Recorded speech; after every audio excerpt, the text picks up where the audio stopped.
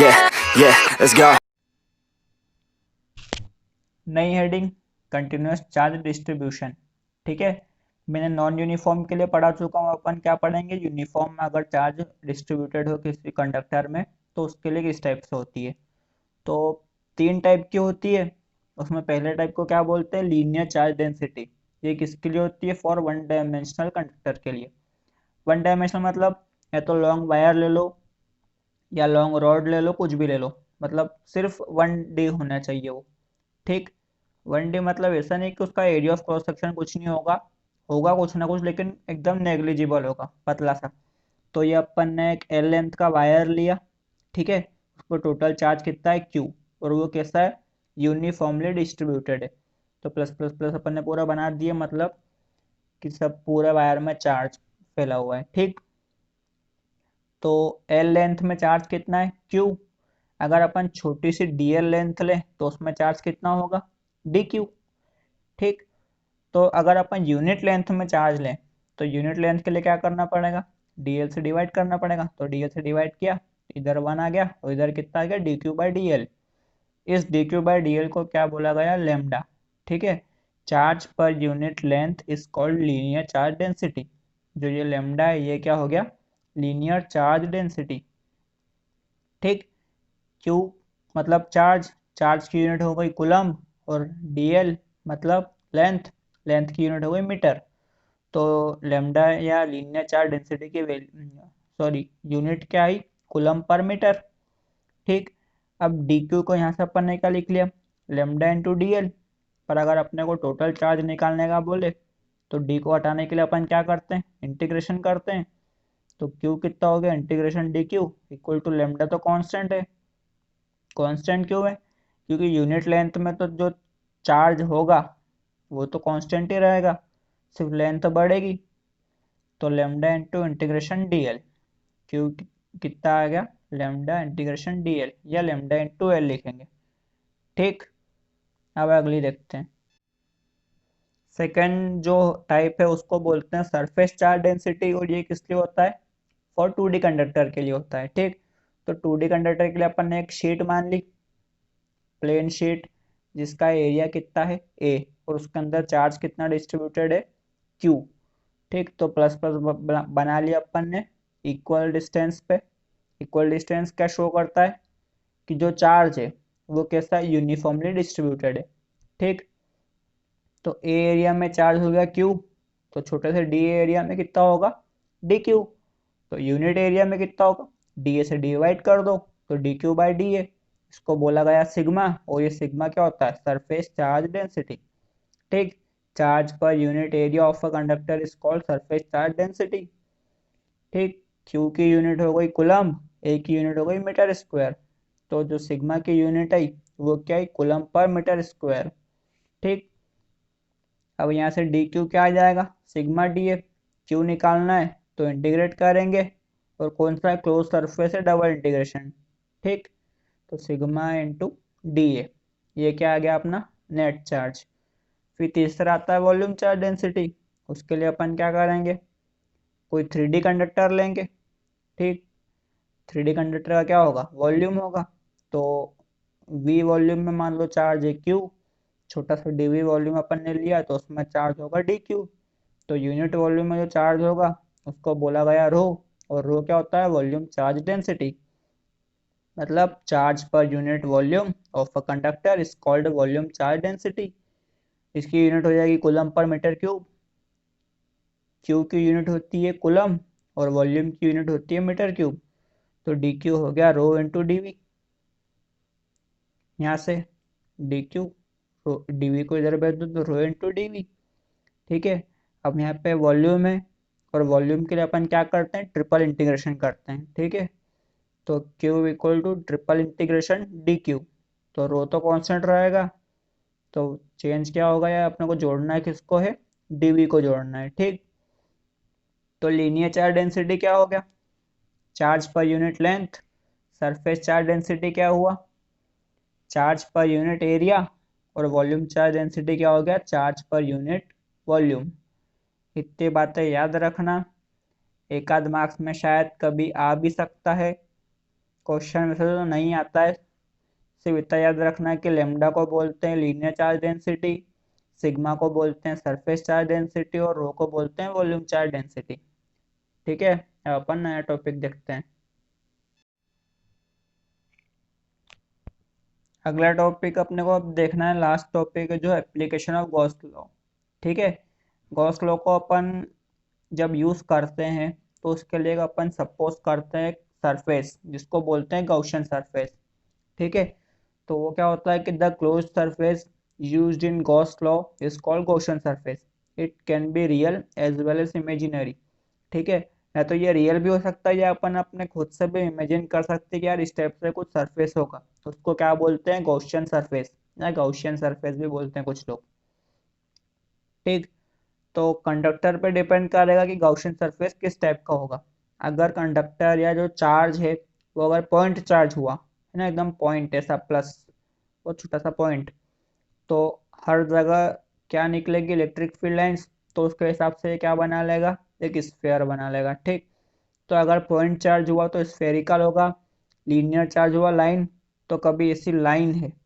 ठीक है, तो ऊपर के पॉइंट पे ऐसा गोला बनेगा एक, नीचे के पॉइंट पे ऐसा एक गोला बनेगा, और वैसे ही पूरा का पूरा क्या होगा उस वायर के अलॉन्ग होगा। तो तुम ध्यान से अगर कभी इमेजिन कर पाओ तो तुमको एक सिलेंडर जैसा कुछ दिखेगा।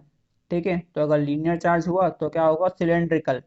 और अगर प्लेनर चार्ज कंडक्टर हुआ तो क्या बनेगा, इसके आगे भी जाएगा इसके पीछे भी, तो एक क्यूब जैसा कुछ बनता हुआ दिखेगा। तो अगर पॉइंट चार्ज हुआ तो तुमको सपोज करना है स्फेरिकल, अगर लीनियर चार्ज हुआ तो सिलेंड्रिकल, और प्लेनर चार्ज हुआ तो क्यूबिकल।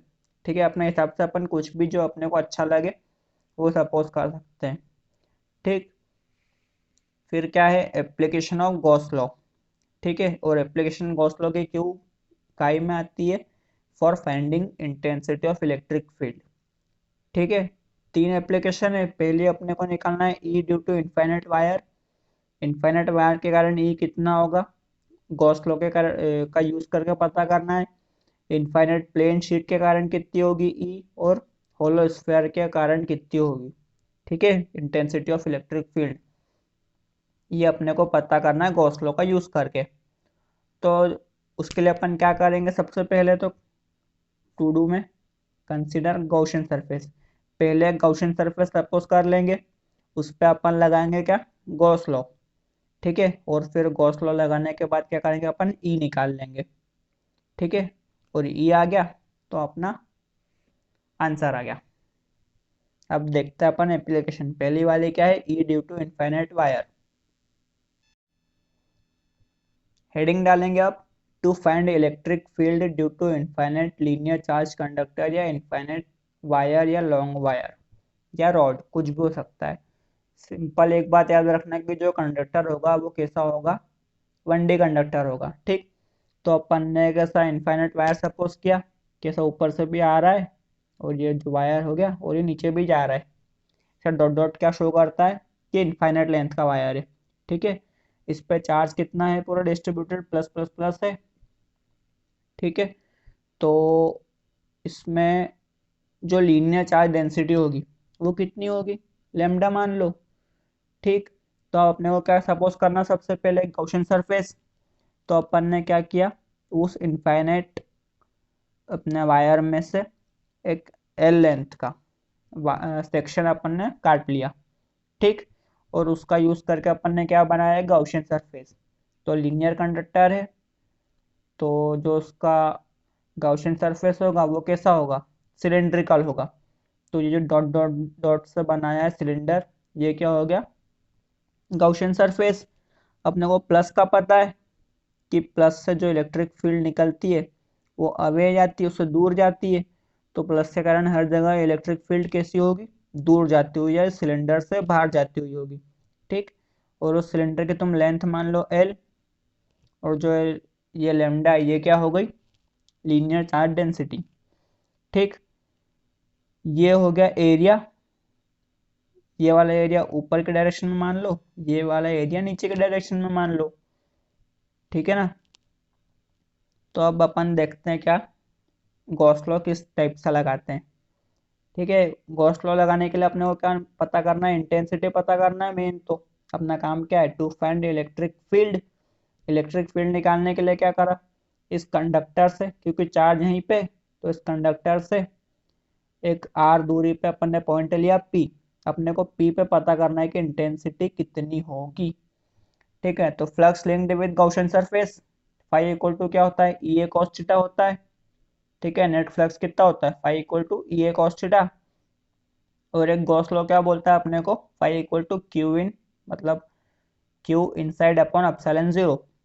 ठीक है, दोनों क्या है, फाई है, तो दोनों को इक्वल रख दो। E A cos theta equal to Q in by epsilon zero. ठीक है, थीटा इक्वल टू जीरो, क्योंकि यहाँ पे एरिया की डायरेक्शन किस तरफ है, इस तरफ है ना। तो थीटा इक्वल टू जीरो लिया। ए मतलब सरफेस एरिया, और किसका, इस गॉसियन सरफेस का। तो सिलेंडर का सरफेस एरिया कितना होता है, 2 पाई आर इंटू एल। ठीक है, ये पूरा जो सरकमफेरेंस हो गया, ये होता है 2 पाई आर, और ये कितना लंबा है, एल लेंथ का है, तो ए इक्वल टू कितना होता है, 2 पाई आर इंटू एल। और क्यू इनसाइड कितना होगा, इसके अंदर का चार्ज, अगर इसकी लीनियर चार्ज डेंसिटी मतलब चार्ज पर यूनिट लेंथ अपना लेमडा है, और उसकी टोटल लेंथ एल है, तो जो टोटल चार्ज होगा वो होगा लेमडा इंटू एल। तो ई इंटू ए की जगह अपन ने लिखा 2 pi R L cos theta. Theta zero है तो कॉस जीरो हो गया 1। तो E into 2 pi R L equal to Q in की जगह अपन ने लिखा lambda L upon epsilon zero. ठीक है, ये 2 पाई आर एल को इस तरफ भेज दिया, ये एल से एल कट गया। ठीक है, तो ई इक्वल टू कितना आ गया, 2 पाई नीचे गया, 1/2 pi epsilon zero lambda by R. और ई की यूनिट क्या होती है, न्यूटन पर कुलम। ठीक, इसको या तो तुम ऐसा भी लिख सकते हो कि 2/2 से मल्टीप्लाई किया तो ऊपर 2 आएगा, नीचे 4 हो जाएगा, 1/4 pi epsilon zero lambda by R. और 1/4 पाई एप्सिलॉन जीरो को अपन लिख सकते हैं के, तो 2 के लेमडा बाय आर।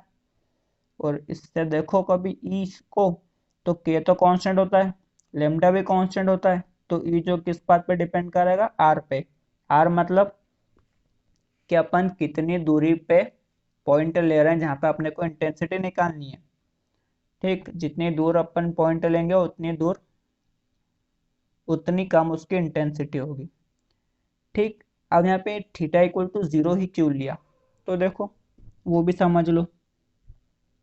ये तो तुमको समझ में आ गया कि इंटेंसिटी की डायरेक्शन यहाँ पे इस तरफ है, यहाँ पे इस तरफ होगी। अगर यहाँ पे अपन सामने वाला सरफेस ये वाला माने तो ऊपर आती हुई होगी। ठीक है, तो जो इलेक्ट्रिक फील्ड लाइंस जो निकलेगी वो तो चारों तरफ निकलेगी। ठीक है, ये जो ऊपर का अपना सरफेस एरिया है, और ये नीचे वाला जो गोला वाला सरफेस एरिया है दोनों, उनमें भी ऊपर भी ऐसे इलेक्ट्रिक फील्ड लाइंस तो निकलेगी कुछ ना कुछ। ठीक, तो ये वाला जो सरफेस एरिया है इसको ऐसा बनाया, अपन ने मान लिया इसको S1। ठीक है, ये नीचे वाले को बनाया ऐसा, इसको मान लिया S2। ठीक है, S1 और S2 में देखो एरिया वेक्टर और इलेक्ट्रिक फील्ड वेक्टर के बीच में एंगल कितना है, 90 डिग्री है। यहाँ पे ई की डायरेक्शन AC है और एरिया वेक्टर की डायरेक्शन AC है, तो दोनों के बीच का एंगल अपने को दिख रहा है कितना है, 90। और cos 90 क्या होता है, जीरो होता है। तो ये दोनों ऊपर और वाले और नीचे वाले क्या हो गए, जीरो हो गए। इलेक्ट्रिक फ्लक्स यहाँ से कुछ नहीं निकलेगा। ठीक, और अब ये क्या बचा अपने पास, कर्व सरफेस, ये सिर्फ इतना वाला, ये वाला। ठीक है, इससे इसको मान लो S3। इसमें हर जगह क्या होगा, एरिया वेक्टर और इलेक्ट्रिक फील्ड वेक्टर की डायरेक्शन कैसी होगी, सेम होगी। तो थीटा इक्वल टू क्या होगा, जीरो होगा। और ये कितना है, सरफेस एरिया ये वाला, 2 पाई आर इंटू एल। तो फाइव को अपन इस टाइप से लिख सकते हैं कि फाइव होता क्या है, ई ए कॉस थीटा। तो S1 के लिए अपन ने लिखा ई ए कॉस 90, क्योंकि S1 के लिए थीटा कितना है, 90। और S2 के लिए लिखा तो ई ए कॉस 90। इस S2 के लिए भी कितना है, जो थीटा है वो 90 है। और इस S3 के लिए कितना है, थीटा जीरो। तो ये कॉस जीरो फॉर S3। तुम चाहो तो ये लाइन भी लिख सकते हो यहाँ पे, और तुमको अगर समझ में आती है तो मत लिखना। ठीक, उतार लो इतना।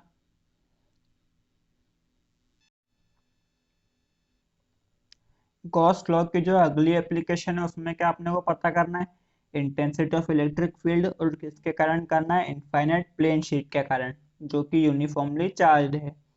ठीक, तो सपोज करो अपन ने इस टाइप से क्या ली, प्लेन शीट ली। ठीक है, जो इनफाइनाइट लेंथ की है, सॉरी इनफाइनाइट एरिया की है। ठीक है, अपन ने उसको छोटा सा एरिया मान लिया ए, और उसमें अपन ने सरफेस चार्ज डेंसिटी क्या मान ली, सिग्मा। ठीक है, अब इस छोटे से ए के कारण अपने को इंटेंसिटी ऑफ इलेक्ट्रिक फील्ड पहले पता करनी है, और फिर अपन क्या करेंगे उसका इंटीग्रेशन। ठीक है, तो अपन ने सबसे पहले अपने को क्या करना है, गॉस लॉ का यूज करने के लिए एक गाउसियन सरफेस मानना है। तो पहले इसकी देखो कि इंटेंसिटी की डायरेक्शन किस तरफ होगी। ये पूरी जो प्लेट है, ये पूरी प्लस चार्ज से भरी हुई है। ठीक है, तो प्लस चार्ज से जो बाहर निकलती है इंटेंसिटी की लाइंस, इलेक्ट्रिक फील्ड की लाइंस, तो इस तरफ पूरी कैसी जाएगी, इलेक्ट्रिक फील्ड लाइंस बाहर जाएगी। और इस तरफ भी है प्लस चार्ज, तो इस तरफ भी कैसी जाएगी, बाहर जाएगी। ठीक है, तो अपन ने क्या लिया है, गॉसियन सरफेस सिलेंड्रिकल। इसमें क्यूबिकल लेने की भी जरूरत नहीं पड़ेगी, सिलेंड्रिकल से ही काम हो जाएगा अपना। ठीक, तो इलेक्ट्रिक फील्ड लाइंस दोनों तरफ जा रही है, और ये अपन ने बीच से इसमें जाता हुआ क्या ले लिया है, गॉसियन सरफेस सिलेंड्रिकल। ठीक है ना। क्या, अब अपन ने इलेक्ट्रिक फील्ड लाइंस को देखा किस तरफ से जा रही है वो, तो या तो इधर जा रही है या इधर जा रही है, ऊपर या नीचे कहीं नहीं जा रही। ठीक है, तो ये जो एरिया ऑफ क्रॉस सेक्शन होगा, ये ऊपर वाला डब्बा और ये नीचे वाला डब्बा गोला मान लो। ठीक है, तो इसमें एरिया वेक्टर की डायरेक्शन इस तरफ होगी, ये वाले गोले की, और ये वाले गोले की इस तरफ होगी। ठीक है, और इधर अपन कहीं पे देखेंगे एरिया वेक्टर की डायरेक्शन, तो या तो ऊपर होगी या इधर साइड में होगी या नीचे होगी। ठीक, और इलेक्ट्रिक फील्ड लाइंस की डायरेक्शन कैसी है, एक गोले वाली डायरेक्शन में ही है ना। तो अपने को अब ये पूरे गॉसियन सरफेस से लिंक्ड क्या निकालना है, फाई निकालना है, इलेक्ट्रिक फ्लक्स निकालना है। ठीक, तो flux linked with Gaussian surface, उसको अपन ने तीन सरफेस में फिर बांट लिया, S1, S2 और S3। S1 S2 क्या हो गए, ये गोले वाले। ठीक, और S3 क्या हो गया, ये जो कर्व सरफेस है। तो फाइव टोटल कितना होगा, इन तीनों सरफेस से कितना निकलेगा फ्लक्स, वो जो उसका टोटल होगा वो नेट फ्लक्स होगा। तो phi equal to E A cos zero for S one के लिए कितना है, कॉस जीरो है, ई और ए के बीच का एंगल। ठीक है, S2 के लिए ई की डायरेक्शन इस तरफ, ए की डायरेक्शन भी इस तरफ, ये जो छोटे छोटे एरो दिख रहे हैं ये ए की डायरेक्शन बता रहे हैं, और ये ई की डायरेक्शन। ठीक है, ई निकालने के लिए सबसे पहले तुम ये चीज़ तो लिख ही लेना कि अपन ने सेंटर से क्या मान लिया, जहाँ पे चार्ज है वहां से एक आर दूरी पर पॉइंट मान लिया, यहाँ पे अपने को इंटेंसिटी पता करनी है।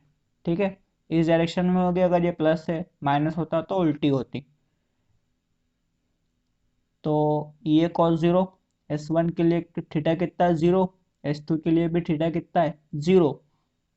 अब ये S3 कॉस के लिए, सॉरी S3 मतलब कर्व सरफेस के लिए कितना है थीटा, 90 है। शीट तो ऐसी है, और S3 की डायरेक्शन AC है सरफेस की, सरफेस एरिया की। तो कॉस 90 है, तो S3 के लिए पूरा कितना हो जाएगा, ये जीरो हो जाएगा। ठीक, तो ये जीरो वन हो गया, ये कॉस जीरो भी कितना हो गया, दोनों वन वन हो गए। ठीक है, और ये कॉस 90 पूरा जीरो हो जाएगा। तो ई ए प्लस ई ए जो फाइव कितना आया, 2 EA, इसको अपन ने दे दिया इक्वेशन 1।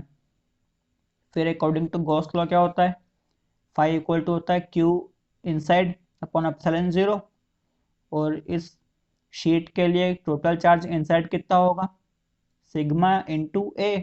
सिग्मा मतलब सरफेस चार्ज डेंसिटी, उसका मतलब क्या होता है, चार्ज पर यूनिट एरिया, और वो कितना एरिया अपन ने अभी कंसिडर किया है, ए। तो sigma A upon epsilon zero, तो एक फाई आ गया 2 EA, और एक फाई आ गया sigma A upon epsilon zero. दोनों को अपन ने एक को इक्वेशन नाम दे दिया 1, एक को नाम दे दिया इक्वेशन 2। दोनों फाई के इक्वल है, तो दोनों को इक्वल रखी, 2 EA equal to sigma A upon epsilon zero.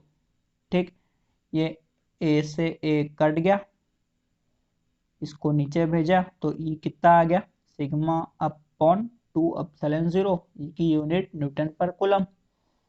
इसमें आर दूरी पे अपन ने पॉइंट लिया था इंटेंसिटी निकालने के लिए, लेकिन आर तो पूरे फॉर्मूले में कहीं आया ही नहीं, तो ई को अपन ने क्या लिखा, E is independent of are.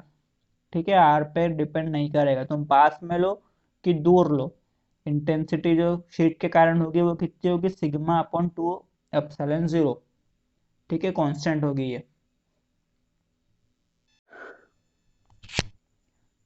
Gauss law की अगली application, to find intensity of electric field inside and outside of uniformly charged hollow sphere. ठीक है, एक होलो स्फीयर है, उसके अंदर और उसके बाहर इंटेंसिटी ऑफ इलेक्ट्रिक फील्ड कितनी होगी, वो अपने को पता करना है, किसका यूज करके, गॉस लॉ का। तो एक होलो स्फीयर मान लिया अपन ने जिसका रेडियस है आर। ठीक है, उसके अंदर चार्ज कितना है, क्यू, जो कि यूनिफॉर्मली डिस्ट्रीब्यूटेड है। ठीक है, इसके बाहर इंटेंसिटी कितनी होगी और इसके अंदर इंटेंसिटी कितनी होगी वो पता करना है। ऑन द सरफेस नहीं पता करना है तो उसको छोड़ दो। ठीक है, पहले अपन मान पता करते हैं कि आउटसाइड द स्फीयर कितनी होगी। तो ये अपना हो गया होलो स्फीयर जिसका रेडियस है कैपिटल आर। ठीक है, उसके अंदर चार्ज कितना है, क्यू। ठीक, तो इंटेंसिटी इसके बाहर पता करना है, तो इसके बाहर एक पॉइंट लेना पड़ेगा पी। ठीक है, वो मान लो आर डिस्टेंस पे।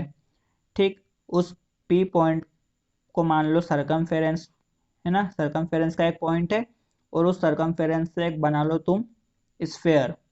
ठीक है, उस स्फेयर को क्या बोलेंगे अपन, गॉसियन सरफेस बोलेंगे, जिसका सेंटर क्या होगा, ये होलो स्फेयर का रेडियस का, होलो स्फेयर का जो सेंटर है वही होगा, और इसका जो रेडियस हो जाएगा वो क्या हो जाएगा, इन दोनों के बीच का डिस्टेंस क्यू और पी के, जो कि छोटा आर है। ठीक, तो flux linked with Gaussian surface क्या होगा, phi equal to E A cos zero. अब कॉस जीरो क्यों आया, क्योंकि अपने को मालूम है कि हर जगह ई, गॉसियन सरफेस अगर स्फेरिकल हो या सर्कुलर हो तो इंटेंसिटी ऑफ इलेक्ट्रिक फील्ड और एरिया वेक्टर की जो डायरेक्शन होती है, एरिया वेक्टर की जो डायरेक्शन होती है वो क्या होती है, सेम होती है। डायरेक्शन अगर दो चीज़ों की सेम है तो मतलब थीटा कितना हो गया, 0 हो गया। ठीक है, तो फाई इक्वल टू क्या आ गया, ई इंटू 4 पाई r square. Surface area square का क्या होता है, 4 पाई r स्क्वायर। इसको अपन ने नाम दिया इक्वेशन 1। गॉस लॉ क्या बोलता है, फाई इक्वल टू होता है क्यू अपॉन एप्सिलॉन 0। इसको नाम दिया अपन ने इक्वेशन 2। दोनों फाई के इक्वल है, दोनों को इक्वल रखा, तो यहाँ से ई की वैल्यू क्या आ गई अपने पास, 1/4 पाई एप्सिलॉन 0 क्यू/r² न्यूटन पर कूलम। ठीक है, 1/4 पाई एप्सिलॉन 0 कॉन्स्टेंट है, क्यू भी कॉन्स्टेंट है क्योंकि अंदर का चार्ज है, वो तो डिपेंड किस पे करेगा, r² अपन ने कितनी दूर पे पॉइंट लिया है। इंटेंसिटी किस बात पे डिपेंड करेगी, कि अपन ने होलो स्फीयर से कितनी दूर पे पॉइंट लिया है। ठीक है, तो इनवर्सली प्रोपोर्शनल दिख रही है इसके 1/r² के, तो ई आउटसाइड जो होती है वो होती है inversely proportional to square of distance between charge and point. ठीक, तो ये ई अपने पास कितना आया, 1/4 पाई एप्सिलॉन 0 क्यू/r²। ठीक है, इंटेंसिटी ऑफ इलेक्ट्रिक फील्ड आ गई है। अगर तुमको कोई बोले कि गॉस लॉ का यूज करके तुम कूलम्स लॉ भी निकालो, तो कूलम्स फोर्स क्या होता है, F equal to Q into E होता है। तो बस ई में क्या मल्टीप्लाई करो तो छोटा क्यू, तो ये पूरे ई में अपन ने क्या मल्टीप्लाई किया, छोटा क्यू। तो ये क्या आ गया अपने पास, पूरा जो है ये कूलम्स लॉ हो गया सॉरी। ठीक, तो ये हो गया अपना आउटसाइड वाला। अब अपन देखते हैं इनसाइड वाला, इनसाइड द स्फीयर, है ना। अब अपने को निकालना है intensity of electric field inside the sphere. तो ये जो ब्लैक वाला स्फीयर दिख रहा है ये अपना वही ओरिजिनल होलो स्फीयर है, जिसका रेडियस कितना है कैपिटल आर, और उसके अंदर चार्ज कितना है क्यू। इनसाइड मानना है तो इसके अंदर अपन ने एक पॉइंट लिया इनसाइड, जो कि सेंटर से आर दूरी पे, कौन सा आर, स्मॉल आर। ठीक है, तो फिर वही उस पॉइंट को अपन ने सरकमफेरेंस पे मान लिया और उससे क्या बना लिया, एक छोटा सा स्फीयर। ठीक है, वो क्या होगा, ये बड़े वाले स्फीयर जो ओरिजिनल स्फीयर है उसके अंदर होगा। तो अपने को यहाँ पे इस पॉइंट पे क्या निकालना है, इंटेंसिटी ऑफ इलेक्ट्रिक फील्ड, क्योंकि वो क्या हो गई, इस स्फीयर के अंदर हो गई। तो net flux passing through Gaussian surface, ये जो गॉसियन सरफेस है इससे कितना फ्लक्स पास होगा, phi equal to E A cos zero. इस केस में भी इंटेंसिटी ऑफ इलेक्ट्रिक फील्ड और की जो डायरेक्शन है और जो एरिया वेक्टर की डायरेक्शन है वो सेम है, तो कॉस जीरो आएगा हर जगह। और ए यहाँ पे कितना होगा, 4 पाई छोटा आर का स्क्वायर। ठीक है, ये भी क्या है कि स्फेयर है, और स्फेयर का सरफेस एरिया कितना होता है, 4 पाई आर स्क्वायर। तो ये छोटा आर क्या है, अंदर वाले स्फेयर का या गॉसियन सरफेस का रेडियस। ठीक है, गॉस लॉ क्या बोलता है, phi equal to Q dash upon epsilon zero. ठीक है, अब ये देखो टोटल जो अपने पास स्फेयर है बड़ा वाला ओरिजिनल, उसमें चार्ज कितना है टोटल, क्यू। ठीक, अपन ने उसका अंदर का एक छोटा सा हिस्सा का भी लिया, तो उसमें पूरा चार्ज क्यू तो होगा नहीं, सीधी सी बात है कुछ ना कुछ कम ही होगा, तो उसको अपन ने मान लिया कि क्यू डैश। अपन बात अभी किसकी कर रहे हैं, गॉस लॉ के लिए, गॉसियन सरफेस के ये वाले। तो इसके लिए अंदर टोटल चार्ज कितना है, क्यू डैश। तो इसके लिए फाई कितना होगा, Q dash upon epsilon zero. ठीक है, दोनों फाई के इक्वल है, तो E into 4 pi R square equal to कितना लिखा अपन ने, Q dash upon epsilon zero. अभी अपने को क्यू डैश मालूम नहीं है, तो इसको नाम दे दो इक्वेशन 3, और फिर अपन निकालेंगे क्यू डैश कितना है, मतलब कि ये जो गॉसियन सरफेस है उसके अंदर का चार्ज कितना है वो मालूम पड़ जाएगा। उसके बाद अपन क्या निकाल लेंगे, इंटेंसिटी ऑफ इलेक्ट्रिक फील्ड। तो फॉर क्यू डैश के लिए अपन ने क्या करा, सबसे पहले लिखा कि वॉल्यूम ऑफ स्फेयर कितना है, जो ओरिजिनल स्फेयर है उसका वॉल्यूम 4/3 पाई आर क्यूब, है ना। आर क्या है, इसका रेडियस। ये जो ऊपर वॉल्यूम दिया है अबो वॉल्यूम, उसमें चार्ज टोटल कितना है, क्यू गिवन है ना।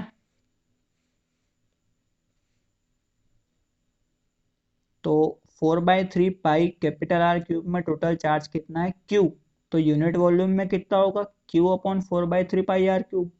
ठीक है, इसको अपन क्या भी बोलते हैं, रो, मतलब वॉल्यूम चार्ज डेंसिटी। ठीक, तो अब फिर क्या, वॉल्यूम ऑफ गॉसियन सरफेस कितना होगा, 4/3 पाई छोटा आर क्यूब। ठीक है, इसमें चार्ज कितना है, क्यू डैश है, it is charge Q dash. तो क्यू डैश कितना होगा, volume of Gaussian surface into volume charge density. ठीक है, वॉल्यूम चार्ज डेंसिटी या charge per unit volume, Q dash total इतना ही तो होगा कि जो गॉसियन सरफेस है छोटा वाला स्फेयर जो है ऊपर, उसका वॉल्यूम कितना है और यूनिट वॉल्यूम में चार्ज कितना है। तो क्यू डैश यहाँ पे कितना आया, 4/3 पाई आर क्यूब। ये हो गया वॉल्यूम किसका, गॉसियन सरफेस का। और जो वॉल्यूम चार्ज डेंसिटी या चार्ज पर यूनिट वॉल्यूम था वो कितना था, Q upon 4/3 pi capital R cube. तो 4/3 पाई से 4/3 पाई तो कैंसिल हो गया, यहाँ पे क्यू डैश कितना आया, आर अपॉन आर, और ये कैपिटल क्यू। ठीक है, आर बाय आर का होल क्यूब और कैपिटल क्यू। इसको अपन ने क्यू डैश की वैल्यू को कहाँ रखा, इक्वेशन 3 में। तो E into 4 pi R square equal to R cube by capital R cube, और क्यू डैश की जगह अपन ने क्या लिख लिया, तो कैपिटल क्यू लिख लेना सब दूर। ठीक है, क्यू अपन एप्सिलॉन जीरो। तो ई जो आया वो कितना आया, इसको इधर भेज दो सबको, ये आर स्क्वायर से ये कट गया, बचा सिर्फ यहाँ पे आर। तो ई इक्वल टू 1/4 पाई इधर आ गया, एप्सिलॉन जीरो भी साथ में लिख लिया।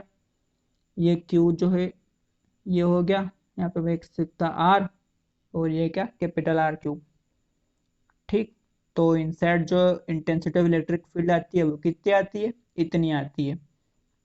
यहाँ पे आप देखो 1/4 पाई एप्सिलॉन जीरो कॉन्स्टेंट है, क्यू मतलब जो नेट चार्ज है वो भी कांस्टेंट है, आर क्यूब जो है मतलब रेडियस ऑफ स्फेयर वो भी कांस्टेंट है, और ये छोटा आर क्या है, अंदर की दूरी सेंटर से, जो गॉसियन सरफेस है अपन जिस पॉइंट पे इंटेंसिटी ऑफ इलेक्ट्रिक फील्ड निकालना है, तो वो कम ज़्यादा कुछ भी हो सकती है, हद से हद कितनी होगी, कैपिटल आर के बराबर होगी। ठीक, तो जो ई इनसाइड है वो किसके प्रोपोर्शनल है, आर के, और भी कैसा डायरेक्टली प्रोपोर्शनल है ना, इनवर्सली प्रोपोर्शनल नहीं है।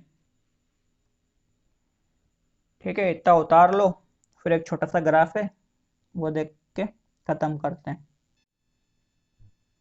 ये अपना स्फेयर हो गया जो उसका सेंटर हो गया, ठीक है। उससे अपन बढ़ते गए बाहर, मतलब जो छोटा आर था वो बढ़ रहा था, और जो उसका जो रेडियस है वो कितना था, कैपिटल आर। उससे मतलब नहीं, अंदर भी छोटे आर की वैल्यू बढ़ चेंज हो रही थी, और बाहर भी क्या, छोटे आर की वैल्यू चेंज हो रही थी। तो जब अंदर था तो अंदर क्या था, E is directly proportional to R था, और डायरेक्टली प्रोपोर्शनल जब भी होता है तो जो ग्राफ होता है वो एक स्ट्रेट लाइन होता है, ठीक है। और बाहर आउटसाइड के लिए क्या कंडीशन आई थी अपने पास, E is inversely proportional to R square था। तो इनवर्सली प्रोपोर्शनल का ग्राफ जो होता है थोड़ा सा पैराबोला बनता है, ठीक है। तो यहाँ इसको थोड़ा पैराबोला यू बना देना। तो इनसाइड के लिए से स्ट्रेट लाइन और आउटसाइड आउटसाइड के लिए एक छोटा सा पैराबोला। ठीक, चैप्टर 1 के जो कॉन्सेप्ट थे वो सारे खत्म हो गए। अब एक न्यूमेरिकल का वीडियो डाल दूंगा, फिर अपना चैप्टर 1 पूरा खत्म।